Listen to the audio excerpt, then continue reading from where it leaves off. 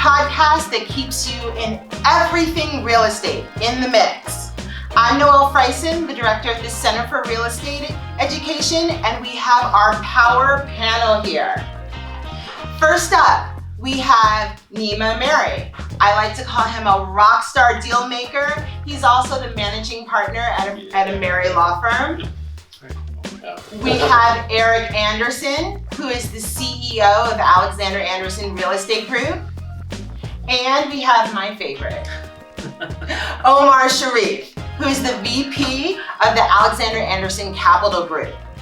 And today we're going to be talking about winning at the buying process. So today's market is crazy. You have low inventory. You have people coming from overseas and making all cash offers. And it's just a crazy industry out there. How are you going to be the winner? And our power panel is going to give you everything you know. So I'm going to open it up to you guys. I'm ready. You're ready? Go for it. So you know that saying, you can only make one first impression. So the first impression is super important in the buying process. Whether you are the client who's buying the house, whether you're the broker who's trying to mix the deal going forward, whether you're that neighbor who's trying to get your friend into that house, you only have one chance to make that first impression, and you really need to think through what that impression is going to be. If you're trying to buy something at a lower discounted rate, then obviously you don't want to pull up in your brand new Mercedes 2000 or S550 or whatever it is. You want to pull up in, maybe a rental car and say that you don't own a car or something like that. You got to really think through what you need to do, set the stage to make your impression for that buyer. Yes? Yeah, that's a great point. I think in today's market, the conventional wisdom of making a well thought out offer goes out the window. Just because there's so much competition, there's low inventory. So if you have a buyer, I think it's very important, or if you are a buyer, set your expectations right from the beginning. When you have competition, there's multiple offers, you won't get a chance to negotiate repairs, reduce the price, nitpick over small details that you may not like. So you have to go in ready to place an offer, have a good down payment, have all your paperwork together, and make the seller feel like you're the person that's going to close at the price that they want. Good point about down payments. Tell us about what's important in a down payment. What is important in a down payment? So guys, just so you know, I'm thinking about buying a house. So this is all so exciting to me. Let me know. Sure. So from the seller's point of view, they want someone who's able to close, has good money, savings, income, and you can demonstrate that by putting down a sizable down payment. But what if you don't have all that? You can still put down a strong offer. A strong down payment is 20% of the purchase price. If you have that, you're in a good position. Someone may beat you, may come in with a higher down payment, but it's better than putting down 5%, for example, because it just shows that you have more liquidity, you have a stronger offer, you're in a better financial position. So if you can do 20%, definitely do it. But what if you're doing a VA loan and you have, zero, right? VA loans, you could do zero down, but you can do what's it. a VA loan? What's a VA loan? Go ahead. Good question. What's a VA loan? It's a loan that's specially made or given to veterans. Veterans Affairs loan, I think it is, right? Yeah. So a VA loan does allow a 0% down payment, but it's a strong offer.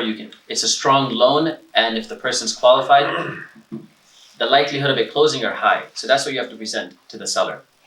So if you're in a market which we have today, where everything is flying off the shelves. So, and Nima, if you're the lawyer for that seller, right, and a buyer is coming to you and presents a VA loan, when it's such a hot market, and your seller says, "Attorney Nima, what do I do?" What do you say? So it's funny. I think this whole topic is not really legal related. Let me tell you why. I don't think it's any of the lawyer's business. Okay. Right. Look, a lawyer's job is to help their client on a legal basis, on a contractual basis, and apply the law to protect them. You do see recently a lot of lawyers interject their business opinion, because now all of a sudden every real estate lawyer, not every, I'm being sarcastic, but thinks that they're business advisors as well, and they start advising their clients. Really, it's none of your business as the lawyer. It's between the agent and the seller at that point. And a lot of times, I know this just through hearing about it, you guys could talk more, agents will sit down and with their seller and say, hey, here are 10 offers, and they'll go through each one and they'll talk about the people, what's behind the offer. I think the biggest thing is that we haven't touched on though is it depends on who your seller is, right? If you have an institutional seller like an LLC or a flip, right, there's certain things that they're going to look for. If you have a regular person, there's certain things that they're going to look for, they won't care as much about. So I think it's more important about who's the seller. It's a business. So know your seller. Yeah. Good point. One of the first things, know your seller. If it's an older couple, well, they may like a sob story, right? They may want to hear that you're going to raise your family there, and that may be important to them. I think that the deposit and what you guys are talking about is a lot less relevant today than it was 10 years ago. And Why is that? So as a seller myself, right, I have that old school mentality of how much you're putting down, does that make you qualified for a mortgage? I look to see is it 20%, but in today's market, I'm not really seeing a lot of that. And the reason I think why is because most people are thinking money's so cheap, why would I put down a larger deposit? I don't want to leverage my money. So a lot of people are like, I can get a mortgage with 10% down, 5% down. That's exactly what I'm going to do. And I'm going to take the rest of my money and buy AMD stock, right? Bitcoin. So I stopped seeing very large deposits unless the buyer's super aggressive and they want it. But at the end of the day too, from a seller's perspective, I'm like, what's the difference? If they don't get the mortgage, they can kill the deal anyway. Right. That's been my question. Why do you have to put down such a large deposit? What does that mean for the mortgage? Why? To me, well, look, if you have a larger deposit, your loan to value ratio, LTV, is different. Okay. So it's easier to get approved for obviously a smaller mortgage amount. But nowadays, I remember 10, 15 years ago, you didn't have to have a proof of funds with every offer submission. You would just submit your offer and then you would deal with it. Now, everyone needs a proof of funds. So you need to have a letter from a mortgage broker saying you're pre-qualified. So you're already in those stages anyway. You passed the first hurdle. And nothing's perfect, but for the most part, you're in the right steps. I think the strongest offer today, in my opinion, you guys are actually in the business. I'm talking about not from a lawyer's perspective. As a seller, I think the strongest offer for me today is highest purchase price, least contingencies, right? Okay. But a contingency is a mortgage. That's in every deal, right? Right. Depending on the type of mortgage you have, depends on how contingent it is. So a VA loan, an FHA loan, I've never seen it. Well, A 10% can you talk about down some contingencies? What are the contingencies? What are we talking about? So just to add to that, the thing with having the highest offer and low contingencies is if you go above asking, that's where the down payment comes into play, because what if the house doesn't appraise for your purchase price? The seller. In the rider, we have provisions that if you're a seller, you want to say that, especially in today's market, that appraised value is not a reason for termination. And that would ultimately mean that if you're buying a house for $300 and it appraises at $280, you got to come up with that $20,000 spread, or you lose your deposit. And if your deposit is 5% or 10%, that's down.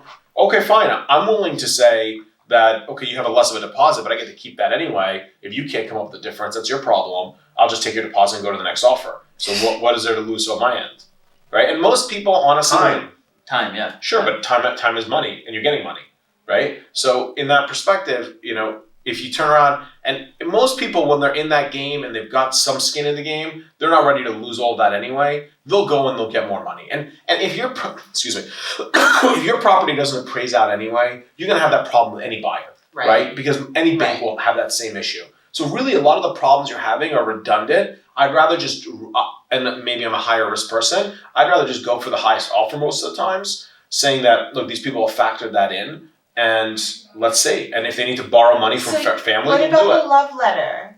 Can I write a love letter? Yeah, it works. Look, it worked on me. Well, yes, to Nima. that love letter cost me at least $9,000, but it worked on me, right?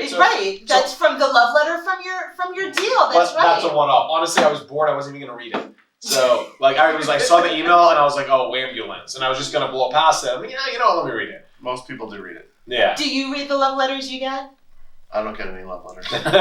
Eric's commercial. What are they gonna be like? I want my kids to grow up in the basement of this commercial building. No, I get stories, and yeah, I listen to them. You do listen to them. Do you? So I've been in situations where I never put much weight on the letters to sellers, but I've seen it work, and they do work. They do. Yeah. It definitely works if like I think if your seller is like an old couple who wants to see that their house. Yeah. Oh, look, I had to do a letter on a deal one time, right? And it was nonsense. I didn't mean a word of it.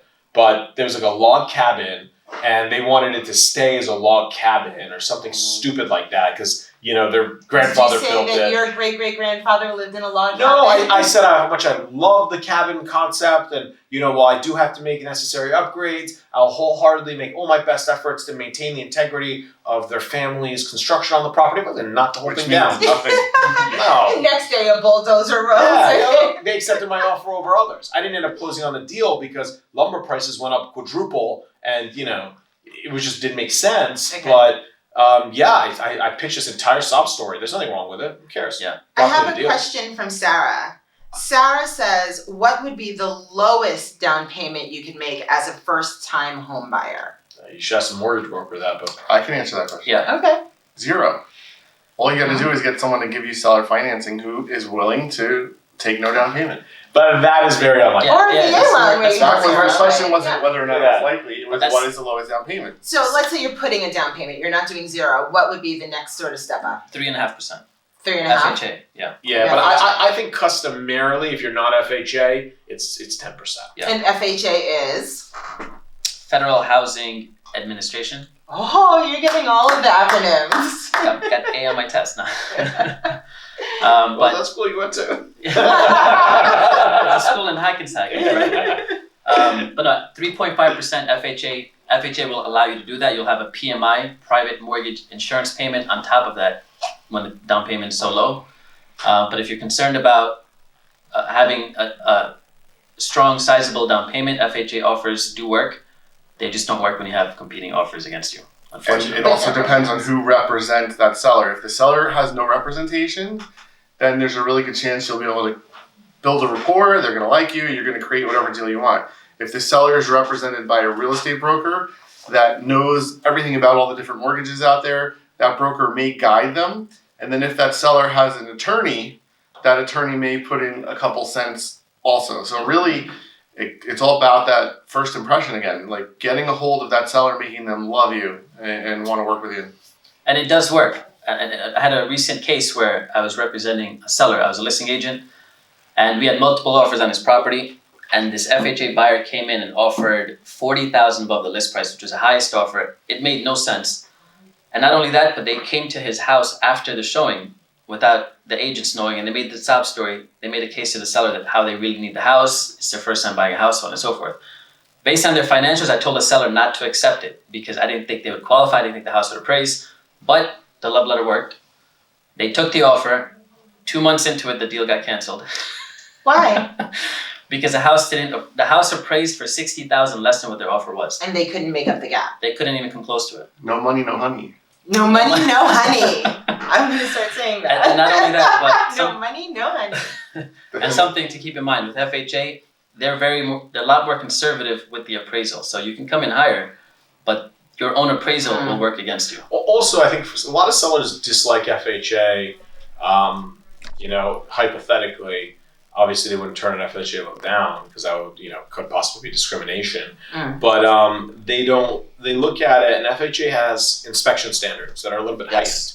And the property has to, have certain things. And in today's market, when people are getting away with as-is deals, you can't do an as-is deal on an FHA because the FHA loan requires certain repairs to be made. Right. So that's kind of a turnoff for some sellers. I would talk with your mortgage broker about it because the rate's so low, you could get good mortgages with low deposits, competitive to FHA rates without the PMI, and it's more attractive to sellers. However, back to presentation, FHA, I have a story. I know someone who did an FHA loan.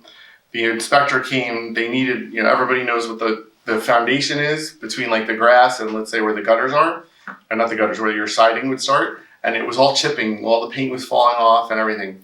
And they made a deal with the seller that they were going to show up there and actually paint it. So they went, they painted the whole front of the house and solved the inspection issues before they even bought it. So it's, again, there's ways, it's about manipulation. No, we would never use that word. Manipulation. It's about optics. Manipulating Optics, optics. there you go. making a deal work, convincing people to give you an opportunity, stuff like that. What my friend meant to say here was it's about creativity. Creativity. There you go. Creativity. I like that. Creativity. Yeah. Can we go back? I'll bill you Can you 0.1 tell for us that. what some of the contingencies people would want to look for? Like, what are some of the contingencies that you could trade off on that you could make it easier for you? So in this market, the main contingencies are your financing, your mortgage, your inspection, environmental, oil tank, home inspection. Or did I say that already? Inspection, but Inspection, got it. So in today's market, if I'm representing a seller and we have 5 offers on the table, I'm pretty sure one of those offers is going to waive inspection or at least limit inspection to structural and environmental only. And that's a big plus because now I know I won't get a long repair list of items that they're going to try to negotiate the price down with. So inspection is a huge contingency. If you you basically would take the offer that the people were like, we don't care about inspection, we'll just fix anything that's wrong. that increases the chances of that offer being accepted. And then the next question is, how's their financing? So you guys got to remember, seller's goal is the fastest pathway to sale. Yeah. So if they have the least amount of obstacles and it's easier, they're going to want the easier route.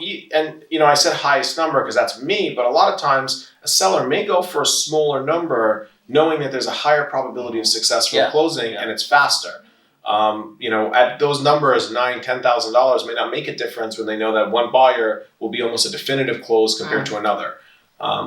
You got to just think about know your seller, like Eric said, and to Omar's point as well. You have to just figure out, what does that seller want? What are they looking for? Like when I put in offers, I always do as is, no contingencies. That's every offer, cash deal only. Will I still try to go for financing? Oh, yeah, just because you're a cash deal doesn't mean you can't get financing. Okay, explain that. All right, so a cash deal doesn't mean you have to buy in cash. It just means that you don't have a contingency for a mortgage. So if you can't get a mortgage, you have to pay all cash. Or you lose your deposit. Correct. So I put all my offers in cash deal, right? People love that. Oh, 100% cash, no finance contingency, easy peasy. Of course, I still go and try to obtain financing where appropriate, but if it doesn't close, I have to be ready to strike a check for the full amount of close. So you have to put your money where your mouth is, because if you don't get the financing, you're out your deposit. You still have to come up with the dough. Or you have an inspection or due diligence period that gives you a window to get out for any reason, and then once you realize you can't get the financing, or if you change your mind, you still have that offer, and then you can exit the contract. Now, is that creative? It is creative. Okay. Now, most people, I mean, if you look at it. I think most of my clients think, when they come to me, they believe all cash offer means they have to close cash. That's not true. Right. That's what I always thought. Just because it's an all cash offer, you can come at any means. No seller can say you're not allowed to get a mortgage. As long as they get, I got tested yesterday, no COVID, everybody. As long as they get 100% of their money at closing, it's none of their business how you obtain your financing or funding or money. So don't think if you say all cash, just be prepared to lose your deposit if you can't get that mortgage. And be prepared that they don't have to give you any extension to get that mortgage. So if you've agreed to pay all cash, and then your mortgage company is like, I need 5 more days because I have to dot my I's and cross my T's, that seller could say no. Mm-hmm. And then you could risk losing, right? Nima, just so you know, Lindsay wants to know your name. Nima Ameri, rock star deal maker. Yeah, Nima, last name's Ameri, Ameri. Why don't you give out your website and your email address? ROCKSTAR. No, I mean, the fun is in the search. Right. Just like if you're searching for a property to buy. Yeah. Just Google Nima Ameri attorney or Ameri law firm. Can we have some fun, right? Let's mix it up here. I want to know the craziest thing you've done to help a buyer get what they want. Commercial, residential. What is something that you have done that has gone way above and beyond, and maybe even a little creative? What about if it's buying? What if you're the buyer? That's fine too. I want to know. It's all about the buying so I'll process. go first because I have the story on the tip of my tongue. So I usually obsess over things that I want to buy. So there was this building I wanted to buy, and I tried so many different ways to get in touch with the person who owned it. and I couldn't figure it out. I couldn't get through any calls. I couldn't get through any door knocks, whatever. So I just said, screw this one day. And I said, okay, today I'm going to sit in front of this building for however long it takes until I see somebody coming in and out. So I literally got there like 9 o'clock in the morning, parked my car in front of the building, and I sat in my car for like 4 hours before this guy showed up. S-Class or rental? I think I was in like, no, I was in a real car. I was in So you're S-Class. But this guy was the kind of guy that would have noticed, so looking back. But some guy who looked like he was homeless actually went up to the door and is putting the key in the thing, and I literally jump out of my car, because like, you know, after you're in the car for like 4 hours, you're almost asleep. I jump and I run up to him. He thought I was like stalking him. He had the door like halfway closed.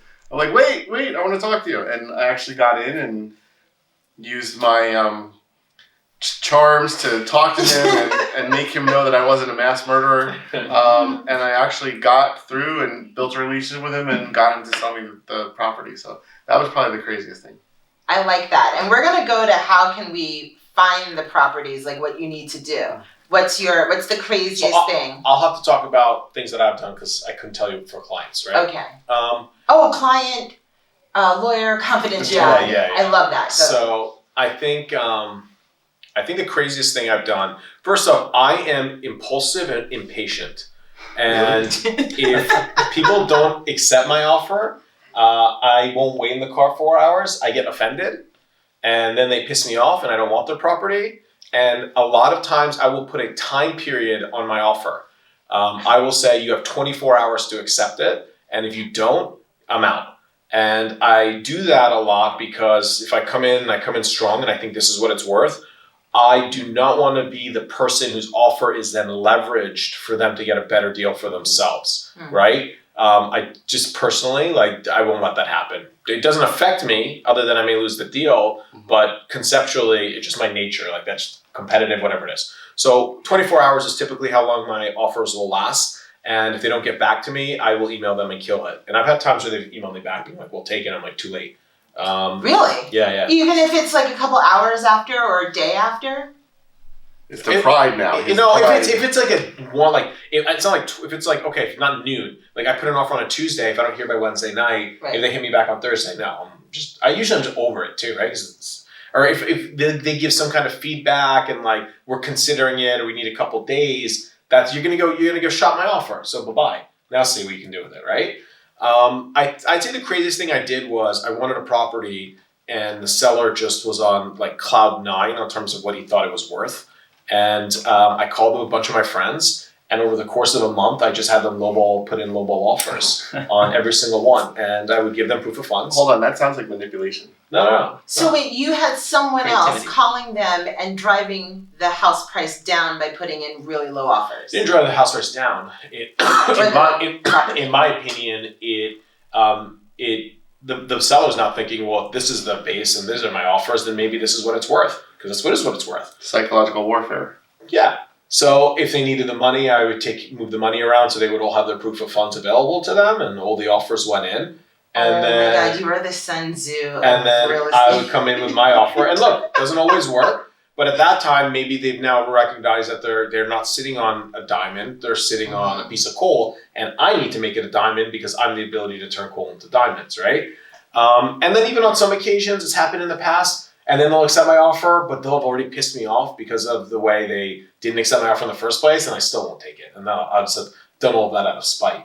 But so your crazy thing was setting up a bunch of fake buyers. They were real buyers. They're not fake because if you accepted any of them, they would have bought it, and I would have bought it with them. Oh, and then you would have bought it with my money, okay, sure. With your and money. then I would have come in and I would have assigned the contract to myself. So they weren't fake offers. Every offer was real. It was a real so offer. They can't tell me that this was a fake offer. But you were protecting yourself as the buyer, because you didn't want to tarnish you by putting in such an insulting low offer. No, I think my original offer was probably to them insulting low anyway. But these people were lower than your original offer. Yeah, but if I kept coming back with lower offers, the guy would be like, "What's wrong with you, dude?" So, but then that also made it that if he, for some reason, accepted the other offers, you would have gotten it for lower. Yeah. That is a win-win. That's actually a really amazing strategy. If you're a buyer and you're representing yourself, you can obviously do a lot of different things that you couldn't do if you were a real estate agent But I think that's a great strategy. Yeah. As far as the 24-hour part, when anyone comes to me and pulls that thing with the 24-hour window, it's just like you are like 24 hours are out. I don't even look at the offer. I'm just like, screw you.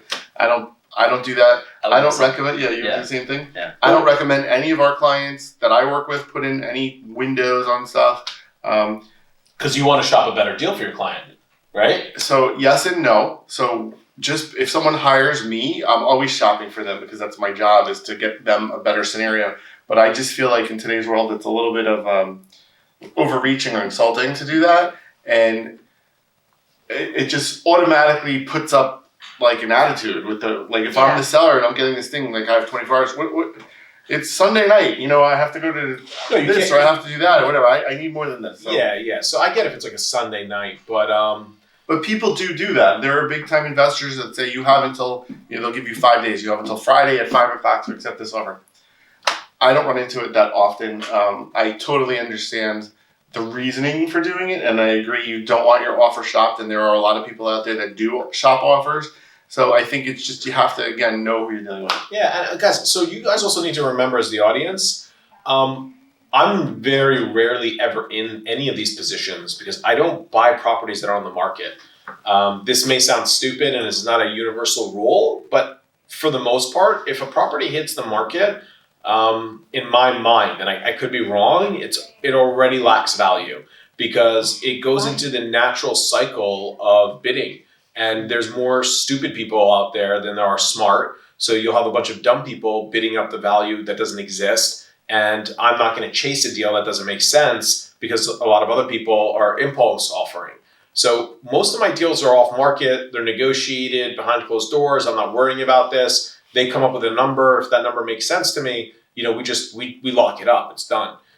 So it's not like this happens often for me. Right. And I think most seasoned investors, you're going to get to a point where you do things like what Eric did and you are creative and you create your own deals. Because guess what? What's the population of New Jersey? How many million? Too many. Say, right? You have all those other people prospectively chasing the same deal you are. Like, it's not 1998 or 2001 anymore, guys. The last 2 decades has been devoted to society selling the idea of flipping real estate, right? You have classes, seminars, books, which are all very important. Yeah, and knowledge is power, right. And now everyone has that knowledge. You can access it. Everyone can get it. If you go to the right seminar, you buy the right books, you can obtain the knowledge that it took someone else a lifetime to build in a matter of hours. It's not rocket science. So the game's changed a lot, and when things hit the free market rules apply, and sometimes market rules aren't a good deal. Right. So what Nima said, there's a lot of dumb people out there. What he means is there are a lot of dumb people out there. I don't mind defending. At his level, right? Because he's an investor, and again, he may when his wife says, "Honey, I want to buy that house for us to raise our children," and all of a sudden, what he just told you shouldn't do, he's going to be the first one bidding up and trying to get that house because he knows that if he wants to come home for dinner, he has to have that house. So, of course. Am I right? Unless I'm ordering dinner that night. But come on, PF Chang's. There's a different value to a property for each person, right? If you're the user, if you're the one living there, if you're the investor who needs to make a year's salary to pay your bills off flipping this house, there's a different value. So it's just what your need is, what your education level, and when he's buying it as an investment, when you're building up that number, it only works for him at a certain point. And it's just like if you're at like an auction, or if you see Storage Wars and the people are all dramatic and they're like trying to outbid each other, and all of a sudden this stupid locker goes for $5,000 because somebody was in the mood to win that day. So so that's today's market. I want to know what's your crazy story. So in terms of crazy, make it really crazy. I was like, I burned the house down and I got a third of the asking price. These crazy stories do happen. But I think my craziest stories were related to foreclosures and short sales, which were a lot more active, but about 8 years ago. In today's market, the craziest I'll get is just removing as many contingencies as I can. And I tell the buyer, you either get it or you don't. I don't really go further than that. That's not a crazy story. That's today's It was a market. crazy story. I know you have crazy I stories. do, but so what I can think about No, right no, now there's is- nobody- The statute of limitations still exists on all that right now. so I can't get into the full details, but I can tell you that the most I've done in order to make a deal work, especially with foreclosures and short sales, which many times the agent on the other side doesn't know what they're doing, I've just stepped in and done both sides of the work, and I've done a lot for the other agent to help my client get the house, and that's about all I'll say. I'm very disappointed. But I want to add something to Nima's point. Getting on Look at top- everyone foisting the Redaction, conversation redaction, back to me. redaction. I think what many people don't realize is that just about 15 years ago, we didn't have access to Zillow, internet information. These days, you can go online and get all the information that you want. So your client is just as empowered as you are many times. And there was a time where people didn't know what houses were for sale, except that they saw it like in a print newspaper or a magazine. So this whole MLS, internet, it's still relatively new. And because of that, the market has changed. So when Nima says on some offers, he says the good offers are off market, absolutely right. But how do you get, and this is what Majtab wants to know, how do you get those off-market deals? Where do you look for them? If they're off-market, then they're not out there for you to see, right? I believe they said it best in Borat. You can't get at this. That's Secret sauce. It's like asking, can Coca-Cola tell you how they make their drinks? So that's what the remix is all about, That's a good giving point. them the So- secret so sauce. I'll give the secret sauce. And the season finale. I actually go into depth about how to find these deals in a class called Find Fun Flips. Really? Yeah. Do you teach that class? So Where is that class? shameless plug. Shameless plug. I teach a weekend class on how to flip houses. And one of the biggest things we go into is how to find deals, because nobody knows how to do it. And people think it's something that you wake up and there's a systematic way to do it in comfort and quietness of your home. It's not like that. You have to go out and hunt for these deals. You have to dig and you have to understand what you're looking for. And there's the retail market, then there's the distressed wholesale market, and they're night and day difference. So if you're focusing on investments, retail is not for you. I think that a fair answer to give everybody would be, and we'll leave Eric to the last point on. Oh, I got a good one. He's got a good one. I think is relationships, right? So most of the deals that I've acquired, I'd say 95% of the time, I'm not even looking for a property. I don't wake up and say I want to find a property. That's not at all what I do. I just exist, and I'm surrounded by people in the business, in the game, and I'm constantly involved with different transactions. And if a good one comes across my desk, I've got the checkbook to buy it. And I think when you have that buying power, then you're ready to take the deal quickly as it comes up, because they don't come up often. I've had a lot of friends be like, look, I want to invest with you. Next time you have a deal, let's do it together, because they see the returns. They see the turnaround. And, especially ones even wealthier than me. And they're like, I can devote X amount of dollars to this. We can just do as many. Can you scale this to 50? You know what I tell everyone? I was like, I got 2-3 good deals in me a year right now. I was like, and those are by chance. Maybe I have a couple more, maybe I have a couple less. But I can't go out there hunting for deals, because now you're chasing it and you chase bad deals. It just comes across your desk or your table. If you're out there, you're going to conventions, you're meeting people, you're talking to your friends, they know you're looking for a property. Maybe someone's cousin is looking to sell their house for it into the market, right? When it's ready, you need to be ready. But what about for a person like little old me, right? So looking for a 4-bedroom, 2-3 bath, in certain areas. How am I going to find those off-bedroom deals? So if you have one, just let me know. I'll let you know what areas.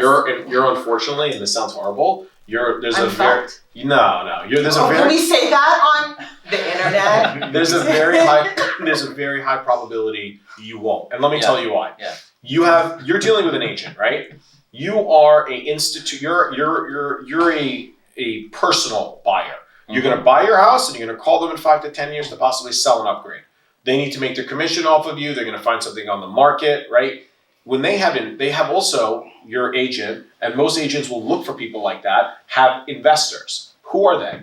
A person who they know has a checkbook and is good for whatever deal they bring, quick cash closing, because they know they're going to make on the buy, they're going to make on the flip, or they're going to make on the rental. And I know rental's not beautiful, but dude, if you got a good client, a good investor who's bought 20 properties from you, that circulated rental revenue for you is just, it's like residual income at that point, right? It's good because every year, every 2 years, they switch tenants. You're making money. That's your deal. It's like, don't feed stray cats, because once you do, they're just going to keep coming back to you. So they're just going to keep bringing him deals because we move it. So there's many agents we deal with, and they'll call me before, honestly, they'll call you because they know you're going to have a mortgage. They know you have me. And usually the houses are run down. They're not good for somebody like you because you don't want a beat up house. No. They're going to be like, look, this house is beat up. It needs work. Seller doesn't have work. Somebody who doesn't have the experience in renovating. Yeah. Well, you also, most first time home buyers don't want like a house that's trashed. Yeah. Right? I love houses that are trashed. Yeah. And I think that's the best. If you're good with your hands at all or have the patience,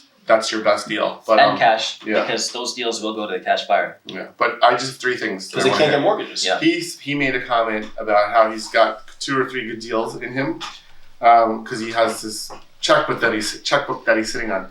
It's hard when you have money sometimes to not buy stuff because you do get approached with all these deals. So the fact that he can actually hold himself back and really say, this is a great deal, but is it really worth my 2 or 3 this year? And he passes up on it. That's a talent, and it's super hard to do.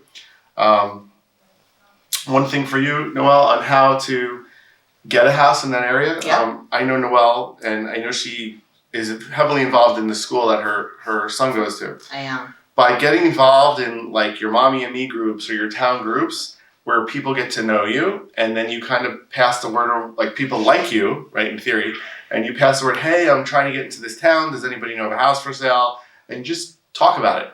And then all of a sudden the word spreads and everybody's like, there's all these champions that are like, we want to help Noelle find a house to buy in our town. Mm-hmm. And that will happen, and she'll get an opportunity, and she has. I have before, yeah. Where you'll get an opportunity to get something before it goes on the market. So, and then the last thing that I want to say was about how to look for deals. So I hate this store, so just where I'm going to go with this, just know that I hate this store.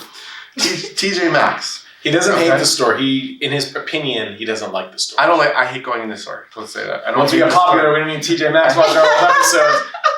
I don't like going in the store. I love the store concept. I'd love to own it, but I don't want to go there. I know a lot of people that go to TJ Maxx. So what do? There's aisles and aisles of opportunities. Right. And they sort through. They spend hours upon friggin' hours. And they could spend 2 hours in TJ Maxx and look through all this crap and come out with like the Polo Ralph Lauren shirt that's brand new, or the Hugo Boss sneakers for like $3 or whatever. And they come out with stuff that you're like, oh my God, I would have bought that, but I'm not going to spend the 4 hours looking through the aisles of TJ Maxx because I'll shoot myself. So if you take and you just dumb it down to something as easy as that, and you just take the time and you write letters and you look around the streets and or look for opportunities, look for buildings that stick out. So if you have a row of buildings and you want to buy one, and you just look, and which building looks like it has deferred maintenance, and you just look at things, which building looks like it's been empty too long, or go around the backyard, and which backyard is like piles of crap back there. These are telltale signs, and these things will help you find the deal. Should I be going into neighborhoods and then looking up to see if the owners are really old? I'm sorry. Not for the extreme thing that could What, happen. you gonna ride your bicycle around and like wait for old people to walk out? Like, can you imagine? Like, I'm picturing like those old Compton like shows where they've got the big front tricycle and like. But can't you look it up on like parcel places and So, then find out? There's a website. And then they would want to downsize, right? Oldpeopleneighbors.net. Are you serious? No, completely not. It's impossible to find out the age of your neighbors, in my opinion. Like that, you could just go and type in each address, right, and just find out when the property was sold or last transferred on Zillow. Because if it was sold in 1981, odds are high that they're going to be a little bit older. But that notion of is someone older easier? Sure, especially if they're dead. Estates, trusts, great. Well, I wasn't going to that extreme. I just meant that they'd want to downsize. I can't tell you how many properties I bought from there's an estate. There's 4 people. You think these 4 kids left? Care about a $10,000 difference, $20,000? Right. Yes. No, give me money quick, fast. And they're usually disputing amongst each others. So, but to your point, I think separating it or trying to find homeowners by age is difficult, but you can find out how old the house is, if it needs deferred maintenance, and then leave letters. Say, I'm looking to buy a house in this neighborhood. Are you interested in selling? Go volunteer at a senior center. Get to know them. Get to know the seniors and get to know the people in the senior center, and you'll get tips on what houses. Bait them out. Listen, find a block you like, leave yarn on everyone's doorstep. Whichever house picks up the yarn and leaves you a quilt the next day, you're good. And there is actually a software, like an AI software. I'm serious. No, It just the whole actually- concept of it. This is hilarious. For people that are in the real estate business as agents, there's a software that you can subscribe to, and it actually predicts when houses are going to sell. Oh, really? Yes, and it tells you where to go, and I don't remember the name of it, but it tells you where to go or who to contact and try to get the listing. Is it? But it's real. It's a real software. But we all joke here and stuff, but every comment and every idea has merit, and it may not work at all times, but they've all worked. So there's really no rules. Just try stuff. Go out there, be aggressive, and your first failure is usually your best failure because it gets you out, it gets you started. Just go, just try, just do. Write down what you've done. If it didn't work, if you went up to somebody's house and they slammed the door in your face, like, take a step back. What was I wearing? What car was I driving? Was I drooling? Like, what did I do wrong? And write it down in your book so then you can try it and do a better job the next time. Was I Can I drooling? ask you a question on the car question? Yeah. So you said rent a car, don't pull up in an S-Class, right? So as a buyer, why do you want to come in and crap your car? Because they drive the price up. Well, they have a price that's listed. If they see you have a crap your car, they're going to think you can't afford it. So it's all relative. So if you're going up to a $20 million house, then yes, you want to pull up in the S-Class, right? If you're going to buy a $100,000 condo, you want to pull up in a regular car.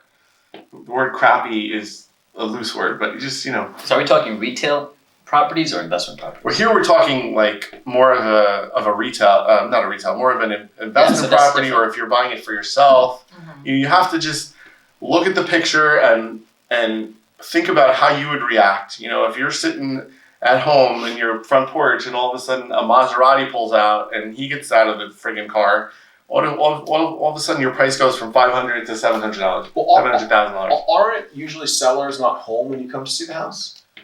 Not when we're talking about like, Investment off if market. we're off, like if we're scratching through TJ Maxx, the seller may be home. Oh, you're just Then driving I'm going to go around. talk and talk to Again, Brandon. yes, but if the seller I think if isn't someone home, showed then it up doesn't at matter. like my house with like a crappy car, like rental, like out of state plates, and started knocking, like I call the cops. Well, Again, we're not If I going to saw an tell you. S-Class, I'm like, this must be a not fine, gonna- distinguished gentleman. We're not going to tell you about Nima's 20,000 square foot home, but if that was the case, But yes, he has points, and you have to take each piece into perspective. It's again just play out the scenario and know your players and know the image that you want to present. And Yeah, it's because just do it. you're right. To the other side, maybe the seller's like, you know what, like $10,000 doesn't mean anything to him, so let me stay firm, right? So maybe they may just stay more firm on their offer. So maybe not a crappy car, but like maybe like a regular. Maurice just car. said you want to yeah. show that you can close. A then non-flashy- a great car. But probably makes non-flashy sense. I think at the same time, it's relating to whoever the client is, because if the client is glitzy and glamoury, they won't. I don't think it'll affect them either way. But if you're trying to buy a house from someone who's elderly or someone who wants to downgrade, sure. If you show up in a 2022 Porsche, start flashing. I don't know who they're singling out of this table over here. Nobody. And you start lowballing them on the offer, they're gonna say, "Hey, It's what's bright going orange. Yeah. It's dark blue now. Oh, you have a dark blue Porsche. The bright orange Porsche. He drove up in this That was a Lamborghini. bright. It was a Lamborghini. It was hot. No, the Porsche was this color. That was Oh, that's pretty. biggest regret ever. So much. Lindsay wants to know what's an example of a really good purchase or a deal that you've done this year. Well, we're in 2022. We're only 23 days into it, All right. but Two houses already. you've done 2 houses already. Can you imagine? I found some old people. So what's a good deal that you've done recently? A really good deal. Who wants to go first? I mean, you do good deals every day. Yeah. So, all right, who do you want to go first? And what constitutes Omar. a good purchase? A profitable Good- deal. Yeah. The most recent deal was a commercial deal, and it was an acquisition. Smiling. He's all happy now, Omar. Oh, my wife's making that money. He just cheered up real quick. It was an acquisition, as we talked about, off market, wasn't listed. It was direct to the seller, and it was a large property that was a very good purchase because it cash flowed from the start, and we were able to do minor renovations, increase the rents, and increase the total proper value of the property. So the key points to this deal was it was completely off market. The seller had no interest in advertising it, listing it, and because of that, we were able to get a good price. And because we knew that the rents could have been brought up to market value. Was that on the rack at TJ Maxx? Very close to that, yeah. That was a Marshall's analogy deal. No, but that analogy works because it's another way of saying boots on the ground. You won't find these types of deals by sitting comfortable That's right. at your desk or driving around looking In a flash. So that hat has to come off and it has to go back on when you want it to. But these deals are not presented to people who are sitting in the ivory tower. So I just sold something actually. I'm not a seller, so I typically don't sell unless I'm doing a flip type scenario, which I do a couple a year. So I just closed on something that I sold and I made a couple $100,000. So it was very exciting. Nice. So it was something that I bought pre-COVID, and I wasn't sure how COVID was going to affect us, but I actually think it worked to the advantage, and sold it and made some good money. I think if you bought socks pre-COVID, you made money after wearing them. But no, look, Omar and Eric are really, really good deal finders. They work hard at it. I know them personally. They're very conservative. They crunch their numbers. So most deals that they do will be a good deal because they're not impulsive. For me, I've changed my investment strategy. Where these guys look for larger deals, I'm not interested prospectively in larger deals. I don't care for $1 million property. I don't look for a $700,000 property.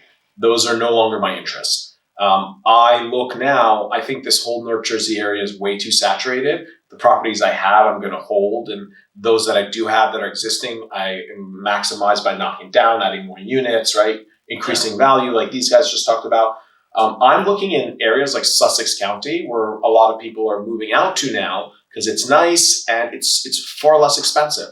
So there's still opportunities out there to buy a house for $150,000.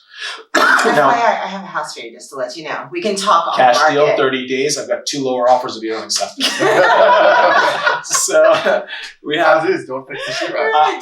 We won't fix it. We'll just give it to you as is. I'm moving these houses for 2 to 3 times what I'm buying them for with nominal work because people in that area are not looking for marble floors. They're not looking for 6-inch wide white oak hardwood floors, right? Here, that value's kind of gone. So if you want good deals, and the deals I find, I pick things up for 100, 150,000, 200,000. I think I'm going to put max 10, 15, 20 grand into it, and I better double my money. If I'm not, it's not worth it to me because I can make 15, 20% of my money through capital groups and other things that I don't want to be running around checking on material, getting permits, was the job done right? That's stressful. Yeah. So unless I'm making like 50% of my money or more, which it doesn't happen, for everyone, I don't jump on the deal. And the larger deals I look to buy, which are over $1 million, are not your conventional flip deals. I look to hold those properties for cash flow and long-term investment. So for flips, I've done a couple stuff where I bought for 100, sold for 300, with minimal money in, 3x on my money. And the beauty is I hold some of these too over 12 months and I'll sell it on my 13th month to avoid that first year higher capital gains tax return too. And guys, remember, when you're in the game and you have multiple ones, I need more properties because they're depreciating assets for me. So I'm not just making money on what I am flipping it for. I'm depreciating those properties off of my current day income to yield a lower tax return, right? Or not make, that's how others may operate. Ryan wants to know, when it comes to selling commercial, is it harder to find a buyer since it's so much more expensive? Good question. No, because there's less commercial inventory in general than there is residential inventory. So let's say you have 10 gazillion houses out there, you have 10 gazillion people that need a house. Commercial, you have 100 or 5 gazillion commercial properties and you're going to have 5 gazillion buyers. So I think it's all relative. It's just knowing how to price it and get the marketing done right and getting it out to the right people. But I don't think it's harder at all. It just comes down to price. Can I make a comment on that? No. Well, I may not. Okay. See you guys. Very nice seeing you today. Thank you for coming to the mix. While it may be more difficult, commercial, like you just said, be a little more difficult. Guys, be wary of jumping into commercial because you need to be able to back it when it's empty. Because commercial will stay empty longer than residential will. Right. And that means that you need to write those checks for property taxes, carrying costs, and things like that. Residential, there's New Jersey, why it's so hot is there is a higher demand than there is a supply. That doesn't necessarily exist in commercial. It's almost level, and your space has to be appealable to a lot of people. Right. So like, how long does it take to flip an apartment in New Jersey? An apartment? Priced right, not flip, but rent, turnover. Within 30 days. With a commercial space, it could take 6 months, it could take 3 months, it could take a year, depending on the size and the scope of it. So that's a really good point. So Eric has gotten the commercial game down, but he doesn't buy things that he's not prepared to hold on to. When he does lock up a tenant, they're phenomenal. It's triple net lease, good cash flow. They pay. You're just pure profit basically because they're covering the expenses. But okay, right? Am I wrong? I mean, no. It's usually a positive, yes. But if you're buying a bigger project that you're building and you have to build that tank before it becomes positive, but the point is you have to carry that property for a significant period of time. Yes. When it's done, is it great? Sure. But all of your commercial properties, you're carrying it for at least 6 months to a year. If you're buying it empty, then you are definitely carrying it. It's definitely harder to lease out. And then sometimes you have to do work to get that tenant to come in. So just because if I got a lease in three months, right, I may have to build something for them. So that could take another 3 to 6 months to build, and then it could cost $30,000 or $40,000 out of my pocket. So, residential is usually easier. And on top of that, guys, commercial and Eric will tell you more about this. When you need to fix something, it's a lot more expensive. Oh, yeah. Right? You have your sprinklers, you have your HVAC systems.